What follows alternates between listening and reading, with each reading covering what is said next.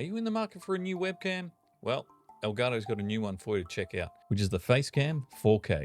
It's just come out today, and let's have a look at some of the specs. It will retail for $199.99 US, and in Australia it'll be $289 Australian.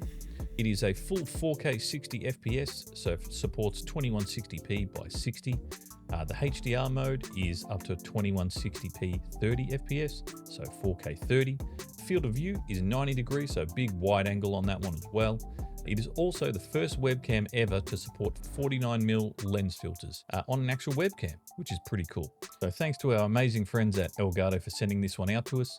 What we'll do is we'll jump into a video comparing the video quality of the original Facecam that I've got versus this camera here, which is the Facecam 4K. I'm shooting this whole video with the Facecam 4K, so if you like the quality of this one, at the end we've got the camera hub settings on how I got the picture quality look like this. So let's jump into the next one and we can see what the comparison looks like. So this is the side-by-side view versus the original Facecam versus the new Facecam 4K. So I've got them set them on top of each other, so that way you can see the same kind of angle, the same lighting, everything else is all the same. Did make some changes with the Facecam, the original, did some changes in the camera hub. There wasn't as much to change in there, so I did do some changes in OBS to make it a little bit nicer, a bit sharper.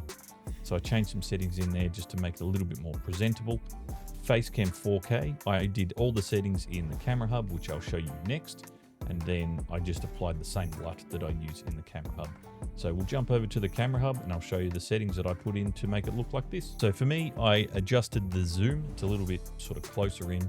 Can have 4 presets. So I've set up some, so it's like a wider lens there, and then a more zoomed in one, then a super zoomed in one, and then the full thing. So if I want to do like the full length, I've got that set up. But the main one I'm going to use is just this one here. So it's a bit of a zoom, and then you've got the PTZ as well, so you can move it across, the pan, the tilt, that type of stuff.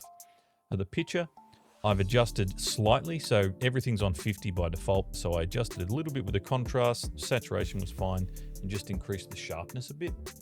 And then the exposure, I just adjusted those a little bit in there as well. With the dynamic range, this is your HDR section. So here you can turn on the HDR if you want to. The max it goes up to is 4K 30. So you can adjust below that. Otherwise the options it'll just gray out. So I'm not using that. I'm just leaving it as is at 1440/60 is what I set it to. You can adjust your white balance as well. So depending on how your lighting is in the room, you can adjust your white balance. And then of course, then you've got your noise reducing as well. So you can have your anti-flicker as well as the noise reduction. With the effects, these LUTs you can actually download off the Elgato marketplace.